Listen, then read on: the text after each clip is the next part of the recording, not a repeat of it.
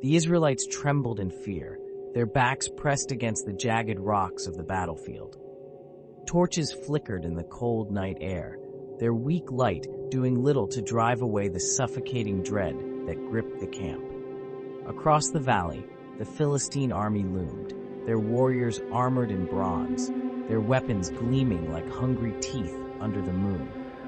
Their laughter rang out, mocking the Israelites' hesitation. No one dared to step forward. No one had the strength to face the enemy. Then, a sound cut through the night, a deep, earth-shaking boom. Heavy footsteps, slow and deliberate, echoed across the valley. The ground seemed to tremble beneath their weight. The Israelite soldiers turned, their wide eyes reflecting the towering figure that emerged from the shadows. His hair, long and unshorn, flowed down his broad shoulders like a lion's mane. His muscles rippled beneath the torchlight, his presence alone sending a wave of unease through the Philistine ranks. A single whisper passed through the Israelite camp. "He's coming." Samson. Years before he became the most feared warrior in Israel, Samson was just a child, cradled in his mother's arms. She had been barren, without hope of bearing a child, until an angel appeared to her, his presence as bright as the sun. "This child is chosen by God," the angel had declared. "He shall be a Nazarite set apart from birth. No razor shall touch his head, for in his locks lies the power of the Almighty." From the moment he could walk, Samson was unlike any other. As a boy, he lifted wooden beams that grown men struggled to carry. He shattered stones with his bare hands. His parents watched in awe, realizing their son was no ordinary child. He was a weapon forged by God himself. Years later, Samson walked alone along a dusty road, the wilderness stretching out before him. The wind howled through the rocky cliffs, carrying with it a sound that made him stop, a low, menacing growl. A lion.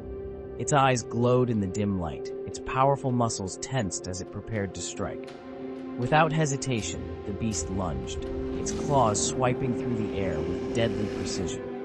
But Samson did not run. As the lion leapt, Samson caught it mid-air, his hands gripping its mighty jaws. The struggle was violent, the earth beneath them trembling from the force of their battle. The lion thrashed, but Samson held firm. Then, with a final burst of strength, he wrenched its jaws apart. The beast collapsed, lifeless, not by sword, not by spear, but by the strength of the Lord. Years passed and Samson's name became legend. The Philistines, cruel oppressors of Israel, feared him as no other. They sent armies against him, yet none could stand before him. One day, Samson stood alone on a battlefield, facing 1,000 Philistine warriors. They laughed at him, jeering at his lack of armor, his lack of weapons. "You come to fight without a sword?" the Philistine commander sneered. "You will die like the rest of your kind." Samson said nothing. He knelt, his fingers wrapping around the smooth, sun-bleached jawbone of a donkey. The laughter died.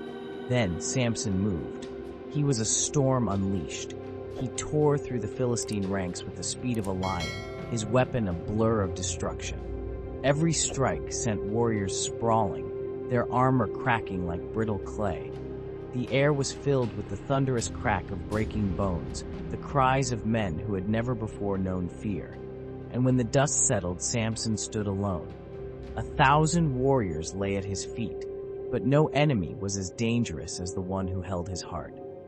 Delilah was beautiful, her voice as soft as silk, her touch as gentle as a whisper. Samson, mighty as he was, found himself lost in her presence. "You say you love me," she murmured, running her fingers through his hair, "but love keeps no secrets."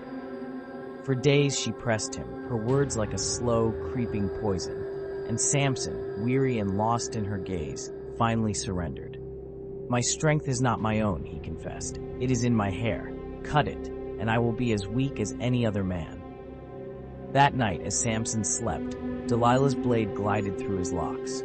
His strength faded with every strand that fell to the floor. Then came the sound of heavy boots, the crash of a door bursting open. Samson leapt to fight, but his body betrayed him. His strength was gone.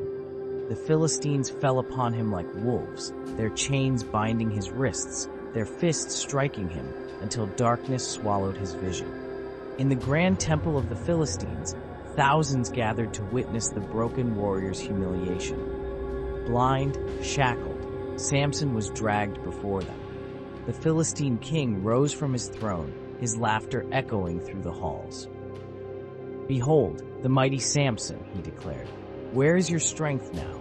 Samson stood in silence, but as his hands found the cold stone of the temple's pillars, a whisper escaped his lips.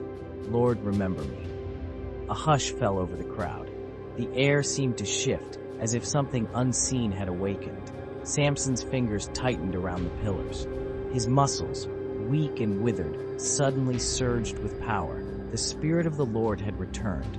With a roar, Samson pushed. Cracks splintered through the stone. The temple groaned, its very foundations trembling beneath the force of his grip. The laughter of the Philistines turned to screams. The walls shook, the ceiling buckled, then collapse. The temple came crashing down, its mighty columns shattering as dust and rubble consumed the screaming crowd. And in the midst of the destruction, Samson fell. But not in vain. In his final breath, he struck down more enemies in death than he ever had in life. When the dust settled, the Israelites stood in silence before the ruins of the Philistine temple. No more laughter, no more taunts, only the echo of a warrior's final victory. "He was the mightiest of us all," one whispered. Another nodded, not because of his strength, but because of his faith.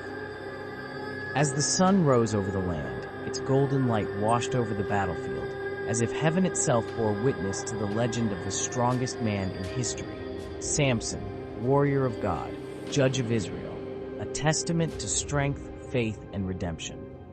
"The Lord is my strength and my shield," Psalm 28:7.